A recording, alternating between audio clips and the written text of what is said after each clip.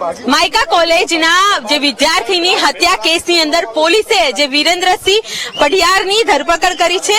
આરોપીના દ્રશ્યો જોઈ શકો છો વીટીવીની સ્ક્રીન ઉપર। જે પોલીસ કોન્સ્ટેબલ જે છે કાયદાનો રક્ષક છે તેને હાલ પોલીસે ધરપકડ કરીને ઘટના સ્થળે તેનું રિકન્સ્ટ્રક્શન કરવામાં આવી રહ્યું છે।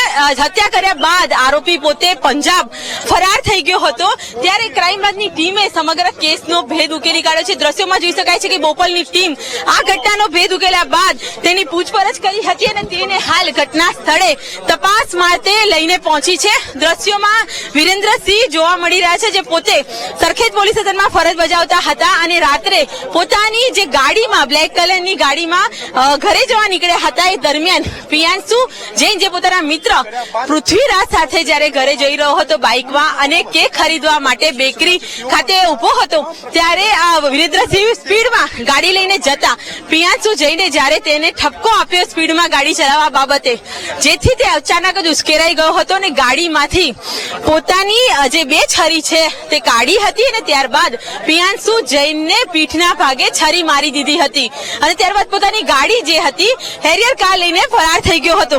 આ કેસની તપાસમાં જે પૃથ્વીરાજના નિવેદન બાદ એક સ્કેચ તૈયાર કરવામાં આવ્યો હતો, જેમાં સોનાની ગોલ્ડની જે બુટ્ટી જે હતી જે પહેરીને જે આરોપી હતો તેનો સ્કેચ તૈયાર થયો હતો। જોઈ શકાય છે કે વિરેન્દ્રસિંહની જે ઓળખ અને જે સ્કેચ છે તેમાં જે સમાનતા જોવા મળતા એક પોલીસ કોન્સ્ટેબલે તેને ઓળખી બતાવ્યો હતો। ક્રાઇમ બ્રાન્ચનો આ જાગૃત પોલીસ કોન્સ્ટેબલને શંકા જતા તેણે પોતાના ઉચ્ચ અધિકારીને જાણ કરી હતી અને વિરેન્દ્રસિંહની તપાસ શરૂ કરવામાં આવી હતી। જ્યારે પોલીસની ટીમ બોપલ ખાતે તેના નિવાસસ્થાને પહોંચી ત્યારે 2 દિવસ પહેલા જ વિરેન્દ્રસિંહ ફરવા માટે જઈ રહ્યો હોવાનું કહીને પરિવાર પાસેથી નીકળી ગયો છે।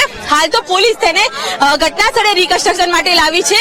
પંજાબ જ્યારે તે પહોંચ્યો હતો અને તેને જ હત્યા કરી હોવાનું ક્રાઇમ બ્રાન્ચને જે શંકા જતા પોલીસની એક ટીમ પંજાબ પહોંચી હતી, જ્યારે તેનું લોકેશન મળતા આ સમગ્ર કેસનો ભેદ ઉકેલાઈ ગયો હતો।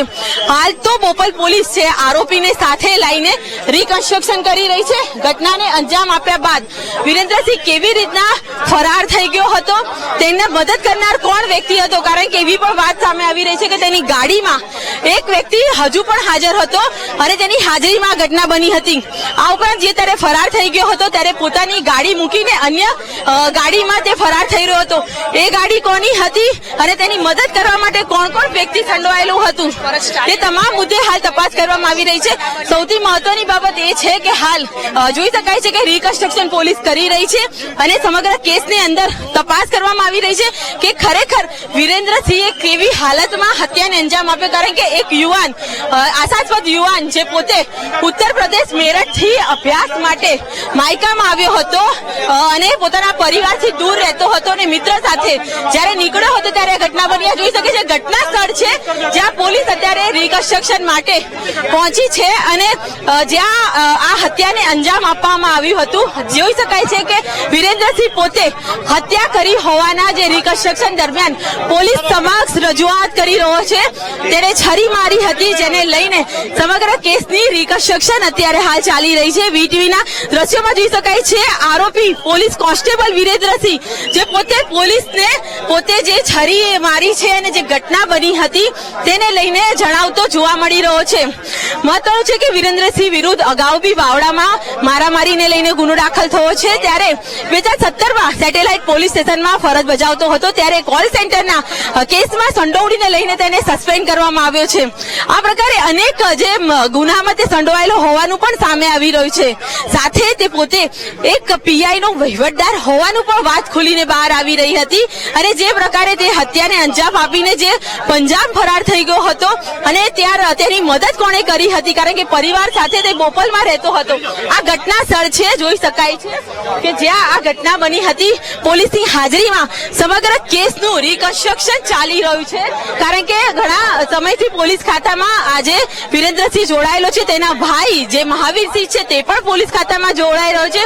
બંને ભાઈઓ વચ્ચે ઘણું અંતર છે, કારણ કે એક ભાઈ પીએસઆઈ ને લઈને તૈયારી કરી રહ્યો છે, જ્યારે બીજો ભાઈ ગુનાહિત પ્રવૃત્તિને લઈને જે સંડોવાયેલો હોવાના પણ કિસ્સા સામે આવી રહ્યા છે કે એક તરફ મારામારીનો ગુનો નોંધાયો છે, જ્યારે કોલ સેન્ટરમાં સસ્પેન્ડ પણ કરવામાં આવી રહ્યો છે। આ દ્રશ્યો જોઈ શકાય છે કે કેવી રીતના હત્યાને અંજામ આપ્યો હતો, શું ઘટના બની હતી, પોતે શું કરી રહ્યો હતો, તે તમામ મુદ્દે પોલીસ અત્યારે તપાસ કરી રહી છે, કારણ કે સમગ્ર ઘટનાક્રમ કહી શકાય શકાય કે જે પ્રિયાંશુ જૈન વચ્ચે થયેલી તકરાર, બોલાચાલી, સ્પીડમાં ગાડી ચલાવવા બાબતની તકરાર બાદ જે રીતના તેને પોતાની ગાડી આગળ લાવીને તેની બાઇક અટકાવી હતી અને પૃથ્વીરાજ અને પ્રિયાંશુ સાથે જે માથાકૂટ કરી હતી અને ઝપાઝપી બાદ જે પ્રકારે ગાડીમાંથી છરી લાવીને તેણે છરીના ઘા ચીકી દીધા હતા, તે તમામ મુદ્દે હાલ પૂછપરછ કરવામાં આવી રહી છે અને તમામ મુદ્દે હાલ જે તપાસના નોંધ કરવામાં આવી રહી છે. કારણ કે જે મુદ્દા અને તે રિકન્સ્ટ્રક્શનમાં પંચનામું જે કરવામાં આવી રહ્યું છે તેમાં તમામ જે મુદ્દા છે તેને આવરી લેવામાં આવ્યું છે. કારણ કે આ ખૂબ જ ગંભીર બાબત છે. કોન્સ્ટેબલ દ્વારા હત્યા કરવામાં આવી છે અને ફરાર થઈ જવામાં આવ્યું છે. દ્રશ્યોમાં જોઈ શકાય છે કે પીએમ જે આ હત્યાને અંજામ આપ્યા બાદ અત્યારે પોલીસ રિકન્સ્ટ્રક્શન કરી રહી છે અને સમગ્ર કેસને લઈને હાલ તપાસ કરવામાં આવી રહી છે. મહત્વનું છે કે આ ઘટના જે રીતે બની છે અને આ રિકન્સ્ટ્રક્શનને લઈને હાલ પોલીસ તપાસ કરી રહી છે અને સમગ્ર કેસનું પંચનામું પણ કરવામાં આવ્યું છે. જી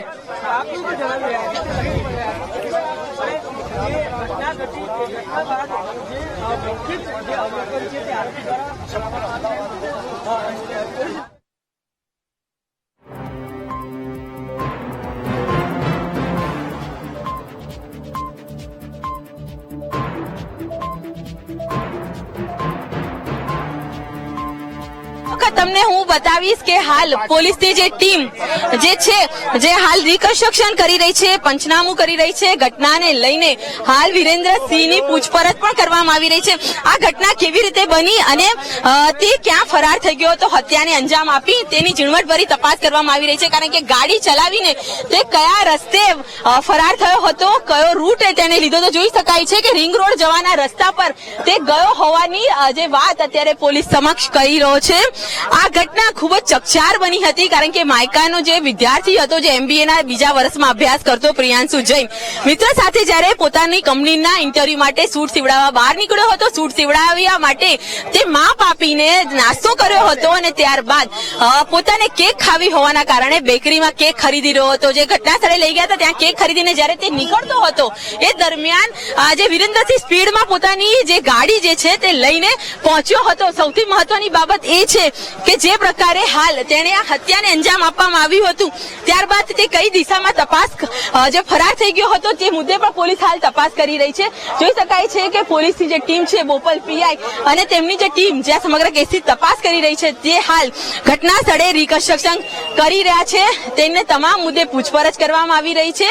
ખાસ તો જે પ્રકારે તેને આ હત્યાને અંજામ આપવામાં આવ્યું છે, કાયદાનો રક્ષક જયારે ભક્ષક બનતો હોય છે અને આ પ્રકારે ગુના કરતો હોય છે ત્યારે પોલીસે તેની સાથે પણ એક ગુનેગાર જેવું જ જેની પૂછપરછ કરવામાં આવી રહી છે તે દ્રશ્યો અત્યારે હાલ આ રિકન્સ્ટ્રક્શન પરથી સ્પષ્ટ થઈ રહ્યા છે. કારણ કે પોલીસ કાયદાનું રક્ષક કરે છે અને જો તેની સાથે ગુનો આચરે કે અન્ય કોઈ કરતૂત આચરે તો તેને પણ સજા મળે તેવા દ્રશ્યો હાલ જોઈ શકાય છે કે પોલીસે તેને દોરડાથી બાંધીને સમગ્ર કેસની અંદર પંચનામું અને રિકન્સ્ટ્રક્શન કરવામાં આવ્યું હતું.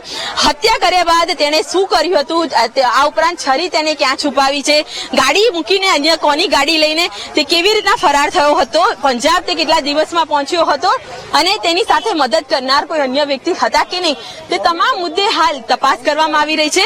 આ દ્રશ્યોમાં પણ જોઈ શકાય છે કે અત્યારે હાલ તે પોતે ભાવુક થઈને રડી રહ્યો છે. કારણ કે તેને ગુનાને અંજામ તો આપે પણ જે પ્રકારે તે રડી રહ્યો છે તે દ્રશ્યો સ્પષ્ટ દેખાઈ રહ્યા છે કે તેને પણ પસ્તાવો થઈ રહ્યો છે. આ દ્રશ્યો તમે જોઈ શકો છો કે તેને પણ અફસોસ થઈ રહ્યો છે. કારણ કે એક યુવાનની હત્યા કરવી અને ત્યારબાદ તેને ફરાર થઈ જવું, હત્યાનું કારણ ફક્ત એક ઉશ્કેરીજનક એક શબ્દો હતા જેમાં યુવકે તેને ઠપકો આપ્યો કે સ્પીડમાં કેમ ગાડી ચલાવે છે અને તેણે આ ગુસ્સાને બતાવવા માટે તેણે છરીના ઘા ઝીકી દીધા. હાલ પસ્તાવો તેમની આંખોમાં ઝલકાઈ રહ્યો છે. જોઈ શકાય છે કે વિરેન્દ્રસિંહ ભાવુક થઈને રડી રહ્યા છે. પોતાની ભૂલનો પસ્તાવો અત્યારે હાલ સ્પષ્ટ આંખોમાંથી છલકી રહ્યો છે. સૌથી મહત્વની બાબત એ છે કે પોલીસ તરીકેની ફરજ નિભાવતું જો પોલીસ કર્મી આ પ્રકારે ગુનાહિત કૃત્ય કરે તે ખૂબ જ ગંભીર બાબત છે. પરંતુ હાલ તે આંખોમાં જે રીતના આંસુ છલકાઈ રહ્યા છે તેનો પસ્તાવો અત્યારે સ્પષ્ટ દેખાઈ રહ્યો છે. કારણ કે પોતે જ ફરજ બજાવતા હતા અને અત્યારે પોતે આરોપી બનીને પોલીસની કાર્યવાહી કરવામાં તે પોતે ઉભા છે તે અત્યારે દેખાઈ રહ્યું છે કે તેમની આંખો જે રીતના છલકાઈ રહી છે, જે દુઃખ અત્યારે તેમણે વ્યક્ત કરી રહ્યા છે. પરંતુ જે ગુનો તેમણે આચર્યો છે તે ખૂબ જ ગંભીર છે, માફ કરાય તેવો ગુનો નથી. કારણ કે એક માતા પિતાનો એકના એક દીકરાને એક ખાલી ગુસ્સા અને ઉશ્કેરાટમાં તેમણે છીનવી લીધો હતો. હાલ આ દ્રશ્યો જોઈ શકાય છે કે તેઓનું રિકન્સ્ટ્રક્શન કરીને પરત અત્યારે પોલીસ સ્ટેશન લઈ જવામાં આવી રહ્યા છે. અને જે પસ્તાવો હોવા છતાં પણ જે ગુનો તેમણે આચર્યો છે તે એક મોટી ગંભીર બાબત છે, જેને લઈને હાલ પોલીસ કાર્યવાહી કરી રહી છે. સમગ્ર ઘટનાને લઈને જે પંચનામું કરવામાં આવ્યું છે, રિકન્સ્ટ્રક્શન કરવામાં આવ્યું છે, અને સાથે આજે ગુના બાદ વિરેન્દ્રસિંહની કોઈ મદદ કરી હતી કે નહીં અને તે જે ફરાર થઈ ગયા હતા તેમાં કોઈની પણ સંડોવણી અત્યારે હાલ ખુલશે તો પોલીસ એ દિશામાં પણ તપાસ કરશે. હાલ તો પોલીસની ટીમ ઘટનાનું રિકન્સ્ટ્રક્શન કરીને હાલ રવાના થઈ રહી છે અને સમગ્ર કેસની અંદર પોલીસે પણ તપાસનો ધમધમાટ શરૂ કર્યો છે. કારણ કે વિરેન્દ્રસિંહના ગુનાહિત ઇતિહાસ સાથે પોલીસ ફરજ દરમિયાન તેઓએ કરેલી કૃત્યો, કારણ કે કોલ સેન્ટરમાં પણ સસ્પેન્ડ કરવામાં આવે છે, બાવળામાં પણ મારામારીના ગુના દાખલ કરવામાં આવે છે, તો કેવા પ્રકારનો તેમનો ઇતિહાસ છે તે તમામ મુદ્દે પોલીસ તપાસ કરી રહી છે. જી.